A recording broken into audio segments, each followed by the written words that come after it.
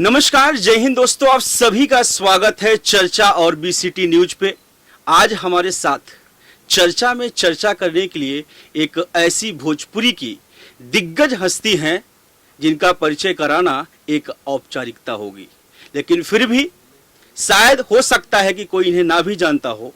लेकिन जहां तक मैं भोजपुरी इंडस्ट्री को फॉलो करता हूं, शायद ही ऐसा कोई भोजपुरी श्रोता होगा जो भोजपुरी गाने सुनता होगा, देखता होगा, इन्हें ना जानता हो। इनका नाम है तूफानी लाल यादव। जैसा नाम है वैसा काम है। इन्होंने मौत को भी मात दी है और आप लोगों के प्यार ने इन्हें फिर से पुनर्जीवन दिया है।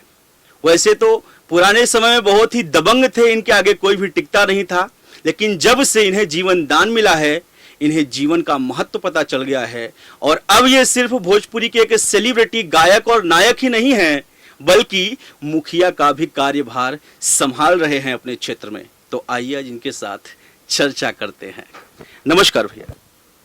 नमस्कार। रौरो के रौरा चैनल के माध्यम से चर्चा और बीसीटी न्यूज के माध्यम से जे भी देखा था, सब लोग के कोटि कोटि प्रणाम करते हैं।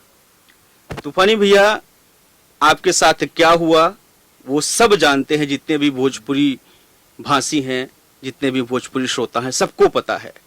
लेकिन आज आपके मुंह से एक बार हम सुनना चाहेंगे, जब उस समय आपकी कंडीशन थी कि आपके आंखों के सामने एकदम अंधकार था, तो क्या महसूस कर रहे थे आप? वैसे ये सवाल पूछना बहुत ही बेतुका होगा कि सामने मौत है और क्या महसूस कर रहे थे, लेकिन उस समय आपको सबसे ज्यादा चिंता किस चीज की थी? देखिए, सबसे बड़ सच्चाई बा कि जौन हम चीज बतावे जाता नहीं, ई सब कोई के अंत समय आवेला तब ये चीज के महसूस होखेला। जौन रियल बात बतावत नहीं, भोजपुरी में बोली न भोजपुरी। हाँ। तो जे भी भोजपुरी के श्रोता बा, सब लोग से हम एक ही चीज, सारा चीज के बात एक ही चीज सार बताई हम ओकर कि दुनिया में केहू कह दिला कि कुछ नहीं खे, केहू कहला बहुत कुछ बा। हमरा जीवन महसूस भइल कि जिंदगी मिलल बा तो पेट बा, पापी पेट मिलल बा, जवन एकरा के भरपाई करे खातिर कर्म करे के बा। लेकिन कर्म में कइल जाओ, कुकर्म मत कइल जाओ।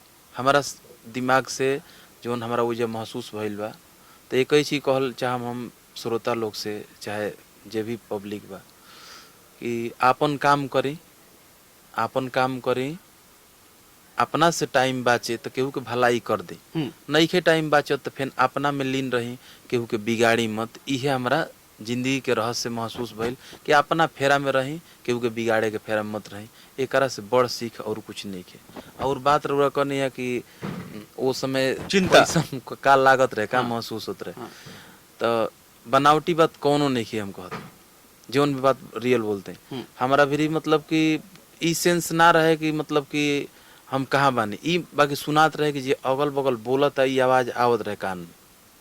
जब वेंटिलेटर पर लंबा दिन तक वेंटिलेटर पर रही, तो ई महसूस होत रहे कि केहू बोलत है, कान में आवाज आवत रहे, लेकिन आँख खुलल चाहिए तो आँख खुलत ना रहे, आंसू गिर रहा था। नहीं, ये सब नहीं, आंसू से दूर हो गए थे। आंख भी नहीं खुल रहा था, ना अंगुली हिलाने का क्षमता था। जैसे आंख बंद है, हम चाहे कुछ अंगुली हिला लें तो ये हिलता नहीं था, आंख का पपनी नहीं खुलता था, शरीर आपका स्तब्ध हो गया था। हाँ, केवल हमारे पास मतलब कि सुनने की एक क्षमता बची थी। हमको सुनाई केवल दे रहा था कि लोग यहाँ बोल रहे हैं, यहाँ हल्ला हो रहा है, कुछ कुछ यहाँ, ये चेतना केवल हमारी थी। और एक चीज का हिम्मत मिलता था, आवाज सुनाई देता था, हम चाहते थे ये सब करना, तो लगता था कि हमारे सिर के पीछे, मतलब हमारे सिरहाने में कृष्ण भगवान, विष्णु भगवान, इनका रूप दिखाई देता था। लगता था कि यहीं पर हैं, तो हमको डर नहीं लगता था। आपसे रियल बोल रहे हैं, हमको ये नहीं महसूस हुआ कि हम मरेंगे। इतना कुछ हो गया था, इतना लंबा दिन वेंटिलेटर पर थे, आपके कैमरा के सामने रियल बोल रहे हैं। हमको ये नहीं लगता था, होश बाद में आया तो हमको ये नहीं लगता था, सब रोता था, गाता था, हमको नहीं विश्वास होता था कि हम मरेंगे। आए ये नहीं, क्योंकि हमको लगता था ना, कृष्ण भगवान, विष्णु भगवान का इनका रूप दिखाई देता था सिर के पीछे, सिरहाने लगता था। आज जब हमको दुख तकलीफ होता था तो इन्हीं से रिक्वेस्ट करते थे, प्रार्थना कि भाई भगवान हमारा शक्ति दी कि अंगुरिया हिलावे लगी, आँखियाँ खोले लगी। ये बनावटी बात नहीं बोल रहे, दिल की बात बोल रहे हैं, जो हम वहाँ पर मतलब हमको महसूस हो रहा है। शरीर ने हार मान लिया था, लेकिन आपकी आत्मा फिर भी लड़ रही थी। हाँ, ये हम आत्मा से आपको ये नहीं हुआ कि मैं इस संसार को छोड़ के जाऊंगा, अभी मैं रहूंगा, ये आपकी आत्मा बोल रही थी बार बार। हाँ, ये हमको कभी नहीं महसूस होता था कि हम मतलब कि मर जाएंगे। डर नहीं हमको लगता था मरने वाला। अच्छा भैया, उस समय बहुत से कलाकारों ने आपको सपोर्ट किया, खास तौर में एक नाम है जिसकी वजह से मुझे ऐसा लगता है, पता नहीं आपको लगता है नहीं लगता है, वो नाम है संतोष रेणु यादव।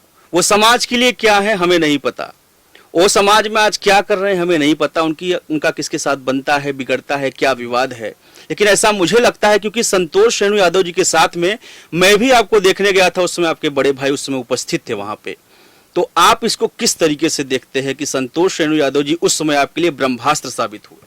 संतोष भाई, देखिए संतोष भाई को एक ही शब्द कहेंगे, बड़ा चीज नहीं कहेंगे, लंबा समय नहीं। अपने सहोदर भाई से ज़्यादा हैं वो, सहोदर भाई से ज़्यादा वो किए हैं। हम भी उनको सहोदर भाई से ज़्यादा मानते हैं, वो भी मानते हैं। बशर्ते अब का समय जो है वो अपने कार्य में लीन रहते हैं, हम अपने कार्य में लीन रहते हैं, व्यस्तता की वजह से। व्यस्तता नहीं, उनका क्षेत्र अलग हो गया राजनीति वाला। तो सबका अपना अपना तौर तरीका होता है कि हम कैसे क्या करेंगे, हम अपना देखते हैं। लेकिन उस समय का बात है, चाहे अभी भी बात है, वो सहोदर भाई जितना करेंगे उससे वो ज्यादा किए। फिर भी उस मुसीबत में संतोष रेणु यादव जी ने आपका साथ दिया। अगर कभी फ्यूचर में भगवान ना करे संतोष रेणु यादव जी के सामने कोई मुसीबत आती है, तो क्या तूफानी लाल यादव जी उनके साथ वैसे ही मजबूत तरीके से खड़े रहेंगे, वैसे ही राइट हैंड बन के जैसे वो खड़े थे?